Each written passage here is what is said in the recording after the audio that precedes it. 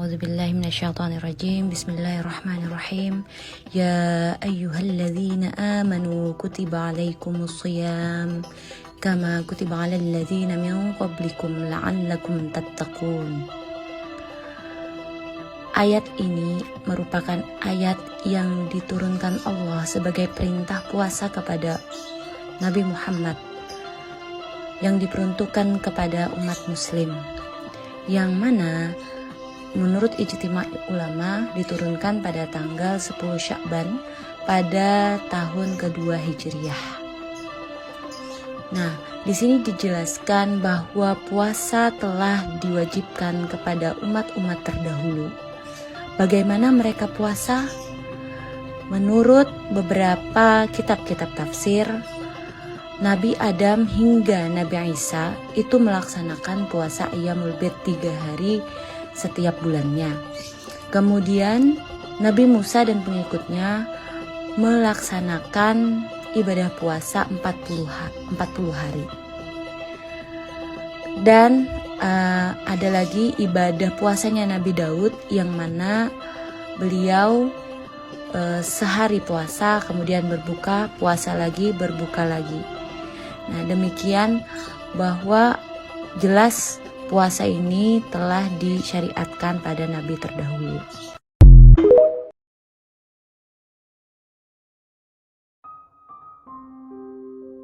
Bismillahirrahmanirrahim. Masuk ke part 2 tema Ramadan. Yang sebelumnya sudah dibahas sedikit bahwa surah Al-Baqarah ayat 183 ini diturunkan sebagai perintah kewajiban puasa bagi umatnya Nabi Muhammad SAW.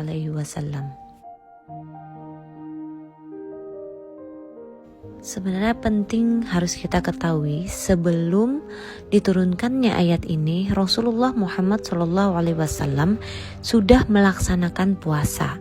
Sebagaimana tata caranya itu sebagaimana yang syariat yang dibawa oleh Nabi Ibrahim alaihissalam.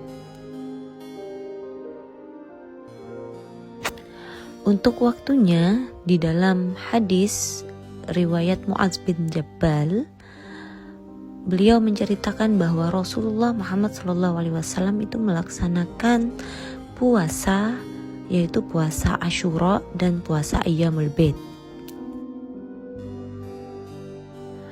Untuk puasa Asyura sendiri yang melatar belakangi di dalam tafsir At-Tabari dari Ibnu Abbas, Rasulullah Muhammad SAW saat itu memasuki kota Madinah, kemudian bertemu dengan kabilah Arab yang beragama Yahudi. Pada waktu itu orang-orang Yahudi ini sedang melaksanakan puasa. Lalu Rasulullah bertanya, hari apa ini? Jadi kalian berpuasa? Mereka menjawab, hari ini adalah 10 Muharram, yang mana pada hari ini Musa diselamatkan dan Fir'aun ditenggelamkan. Lalu Rasulullah Muhammad SAW menjawab, sesungguhnya aku yang lebih utama terhadap Musa, maka seharusnya aku yang harus berpuasa. Maka semenjak itu Rasulullah Muhammad SAW memerintahkan kepada para sahabat untuk melaksanakan puasa Asyura.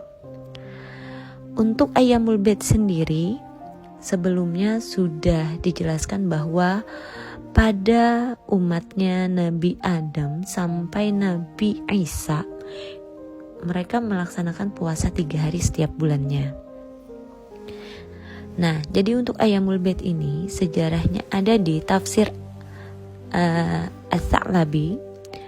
Di sana menceritakan Nabi Adam ketika diturunkan dari surga ke bumi, kemudian beliau terkena paparan sinar matahari dan tubuh beliau menghitam. Lalu Allah memerintahkan kepada Nabi Adam untuk berpuasa selama 3 hari. Hari pertama beliau berpuasa 1/3 tubuh beliau mulai memutih normal. Kemudian di hari kedua 2/3 tubuh beliau memutih. Kemudian di hari ketiga seluruh badan Nabi Adam alaihissalam memutih normal kembali. Makanya disebut dengan Ayyamul Bid yang kita laksanakan sampai sekarang ya. Puasa sunnah 13, 14, 15 di setiap bulan Hijriah.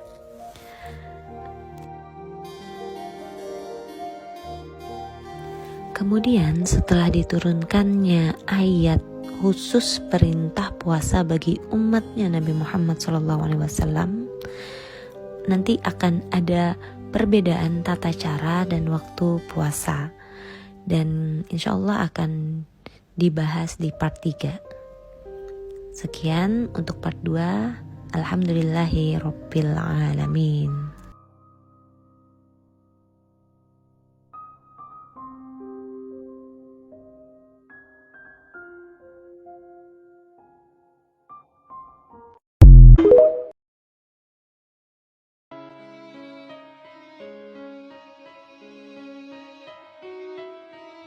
A'udzubillahiminasyaitonirrajim. Bismillahirrahmanirrahim. Menyambung materi Ramadan yang di part 2, yang mana di part ini akan menjelaskan bagaimana perbedaan puasa pada zaman Nabi terdahulu sebelum Nabi Muhammad SAW, umatnya Nabi Muhammad SAW.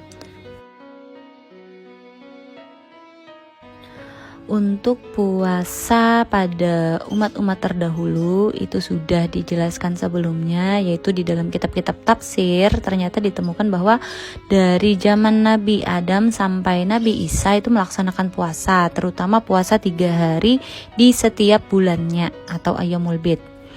Kemudian juga pada pengikut Nabi Musa dan para pengikutnya itu melaksanakan puasa selama 40 hari, dan juga puasa Nabi Daud yang mana puasanya sehari puasa, sehari kemudian berbuka atau tidak puasa, seperti itu selang-seling. Untuk perbedaannya itu ada pada tata cara puasa. Puasa yang dilakukan oleh orang-orang sebelum Nabi Muhammad SAW, sebagaimana Nabi Muhammad juga melaksanakan puasa sebelum ada perintah puasa seperti di dalam surah Al-Baqarah 183 ini, itu adalah mereka tidak makan sahur. Mereka puasanya dari malam ke malam, buka maghrib, isya kembali lagi puasa, atau dari pertengahan malam itu mereka sudah meninggalkan apa-apa saja yang bisa menyebabkan membatalkan puasa. Kita berbeda, kita ini jelas disyariatkan di dalam Al-Quran dan hadis, yang mana Al-Quran di dalam surah Al-Baqarah ayat 187 yang berbunyi, A'udzubillahiminasyaitonirrajim, Bismillahirrahmanirrahim, wa kulu washrabu hatta yatabayyana lakumul khaytul abyadu minal khaytil aswadi minal fajr thumma atimmus shiyama ilal lail. Di sini poinnya ada di ayat ini, potongan ayat ini. Makanlah dan minumlah sehingga nampak kepada kalian benang putih kepada benang hitam pada waktu fajar, yaitu dari fajar, imsak ya. Kemudian summa atimmus shiyama ilal lail. Kemudian teruskanlah puasa kalian hingga malam atau terbenamnya matahari, malam memasuki. Nah, di sini jelas kita itu puasanya dari fajar sampai malam. Kemudian di dalam hadis an Amr bin As radhiyallahu anna Rasulullah sallallahu alaihi wasallam qol faslu ma baina shiyamana wa shiyam ahlul kitab aklatas sahar. Perbedaan antara puasa kita dengan puasa ahlul kitab adalah pada aklatas sahar, pada makan sahur. Nah, jadi bukan hanya makan sahur ini bukan hanya kita menghidupkan sunnah, tetapi juga kita ini sebagai pembeda kita sebagai umat Islam dalam tata cara puasa. Jadi kita berbeda dengan puasa ahli kitab atau agama-agama yang terdahulu.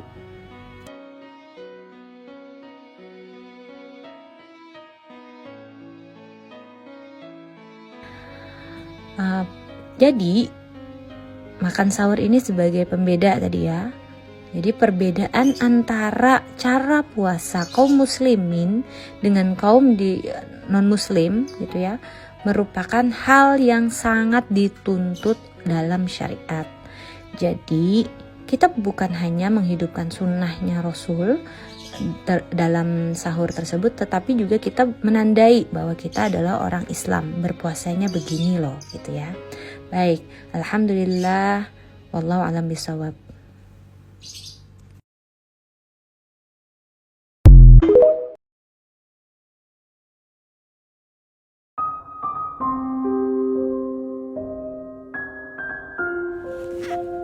Bismillahirrahmanirrahim. Melanjutkan materi Ramadan, tentang Ramadan part 4. Masih membahas surah Al-Baqarah ayat 183 yang mana artinya, wahai orang-orang beriman, diwajibkan atas kalian berpuasa sebagaimana diwajibkan kepada orang-orang sebelum kalian agar kalian bertakwa. Pada kata terakhir adalah agar kalian bertakwa. La'allakum tattaqun.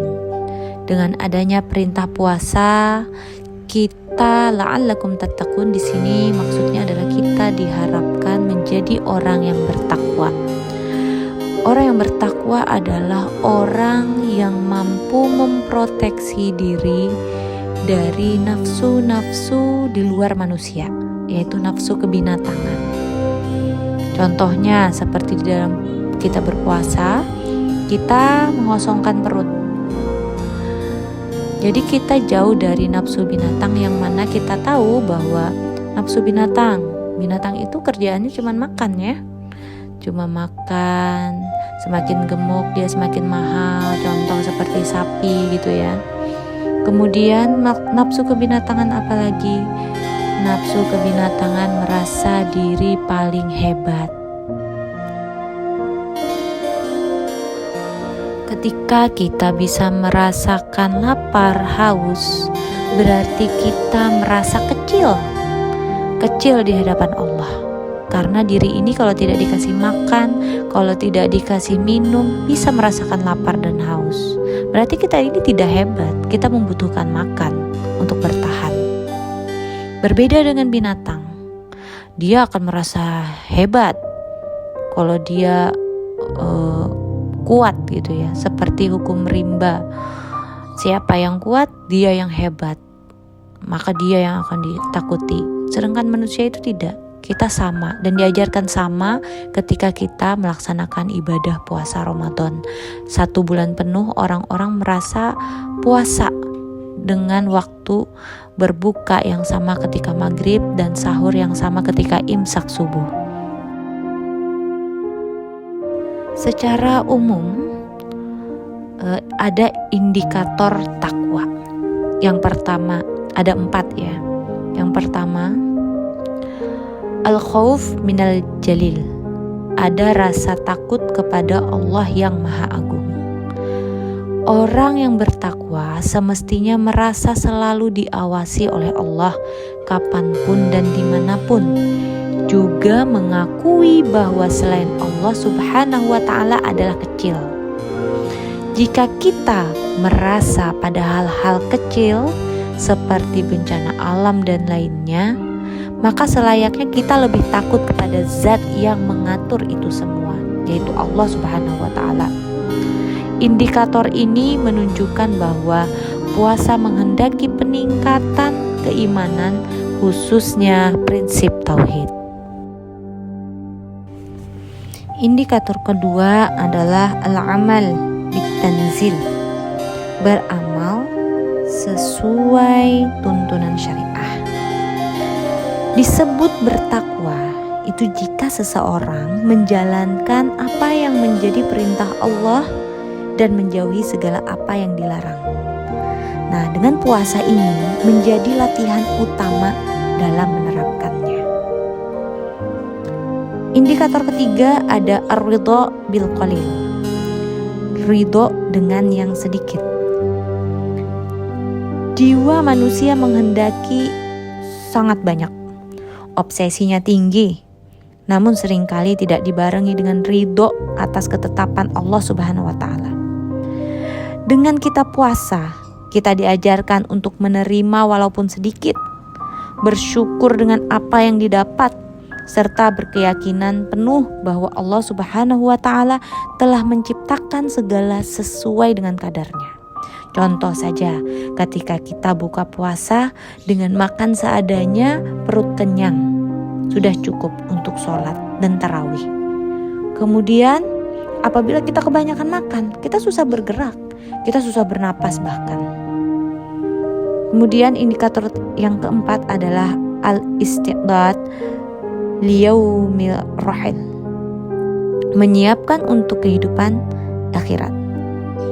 Ya, disebut bertakwa jika seseorang itu memberikan prioritas untuk kehidupan yang kekal, yaitu akhirat, seperti yang digambarkan sekian banyak di dalam Al-Quran dan di dalam hadis. Selain empat ini pula, indikator orang yang bertakwa itu adalah ketika kita sama-sama mampu merasakan orang lain. Kita di bulan Ramadan ini sahur di jam yang sama, berbuka di waktu maghrib. Jadi kita sama-sama seluruh umat Islam merasakan kenyang, merasakan lapar dan haus. Artinya apa? Seorang yang bertakwa itu adalah orang yang mampu merasakan orang lain, baik segi perbuatan dan perkataan. Alhamdulillah, sampai di sini dulu.